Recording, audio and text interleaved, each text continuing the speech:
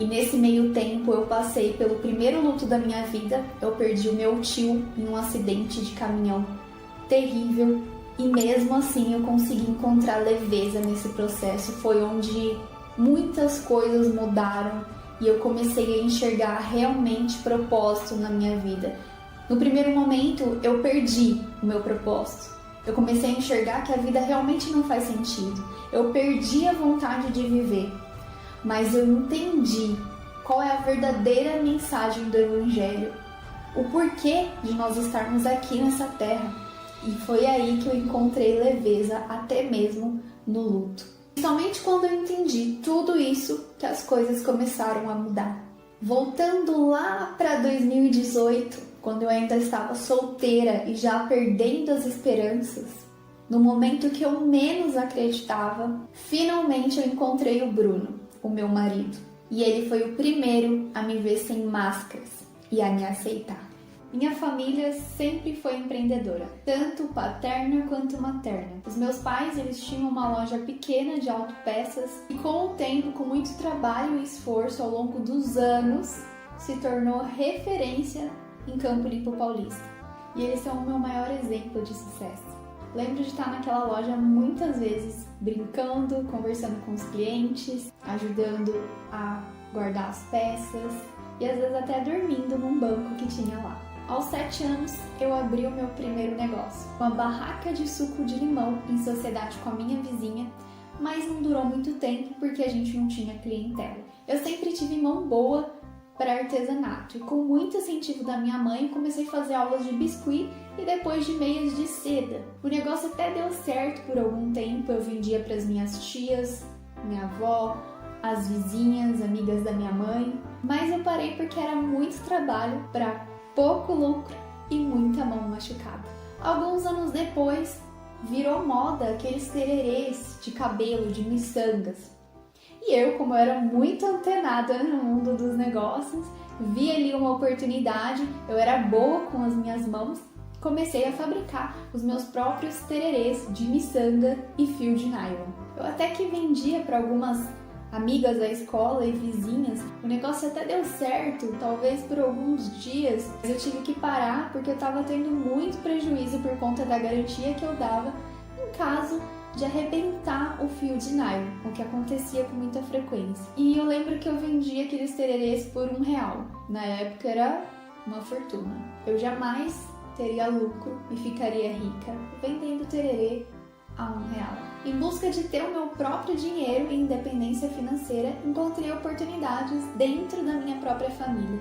A minha avó era boleira e ela de vez em quando enrolava balas de coco e ela me chamava, me pagava R$10 para enrolar aquelas balas de coco, para enrolar no papelzinho. Eu também fazia alguns bicos como monitora de festa infantil no salão de festa dos meus tios. Cada final de semana que eu ia, cada festa que eu participava, que eu trabalhava, eu ganhava R$50. Eles também têm uma loja de brinquedos e eu trabalhei algumas vezes lá também. Aos 16 anos, comecei a trabalhar como sacoleira, vendendo lingerie. Durou alguns meses, mas não deu muito certo porque todo o lucro que eu tinha, eu investia comprando as minhas próprias lingeries.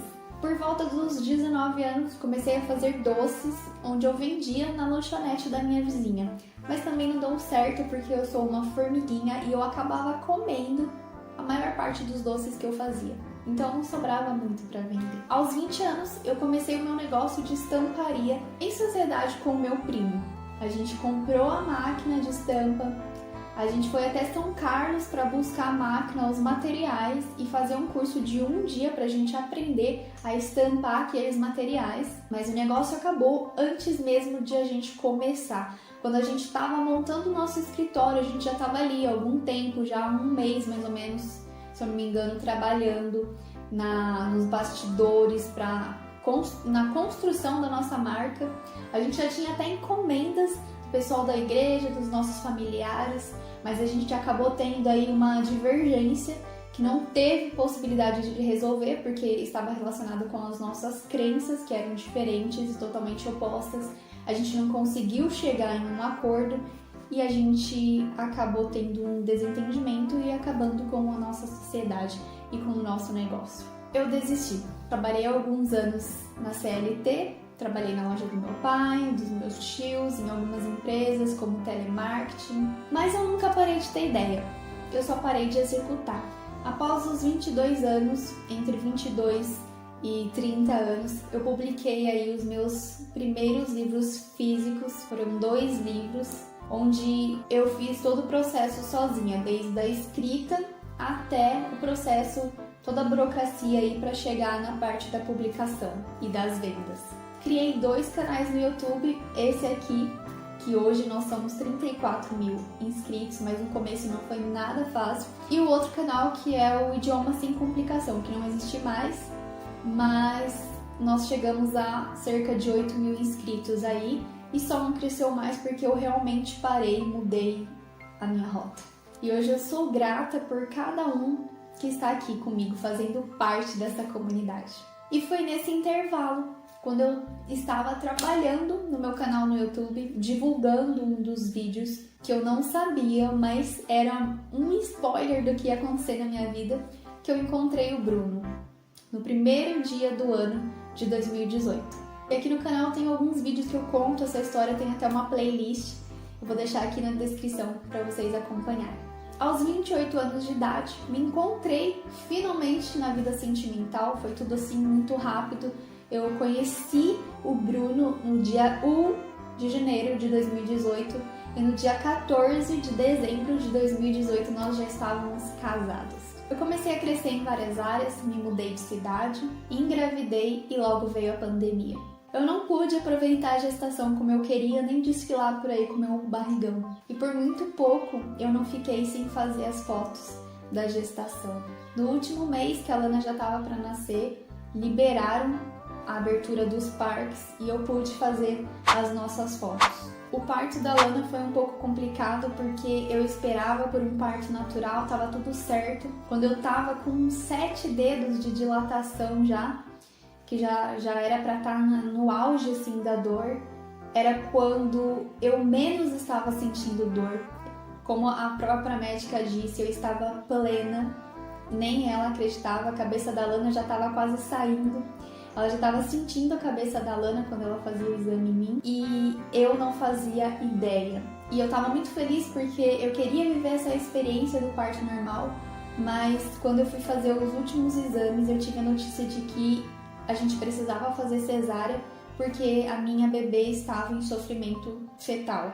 E eu vi o desespero e a correria daqueles médicos e eu fiquei em desespero. A última coisa que eu queria era fazer cesárea. Eu não queria fazer cesárea, eu sabia o quanto que isso ia implicar em muitas coisas, na minha vida e na vida da Lana. Mas eu tive que tomar uma decisão rápida, naquele momento eu só queria ver a minha filha bem e com vida, então eu aceitei e passei por aquele procedimento. A Lana nasceu com muita saúde, foi um pouquinho difícil nos primeiros dias, mas deu tudo certo, Deus sempre se fez presente. Mudamos de cidade de novo, mas dessa vez longe de toda a família, recomeçando do zero. De Santo André para São José dos Campos. Aliás, a natureza é tão presente na minha vida que até nas cidades que eu moro ou morei, ela está presente. Eu nasci e cresci por muitos anos, né? Vivi em Campo Limpo Paulista. Me mudei para São Bernardo do Campo quando eu me casei. Fui para Santo André e a cidade que nós escolhemos morar, São José dos Campos.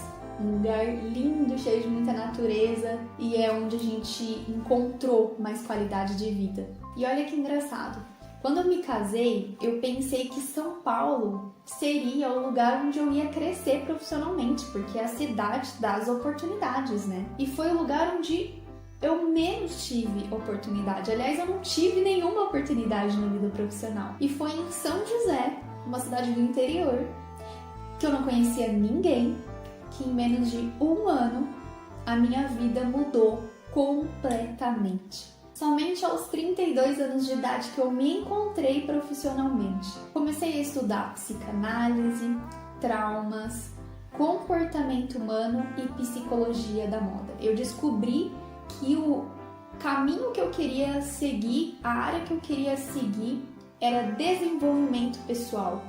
e que isso sempre esteve presente na minha vida. Eu sempre caminhei para isso, mas eu nunca me dei conta. Eu que sempre vivi perdida, multipotencial, queria fazer muitas coisas, cada hora uma coisa diferente.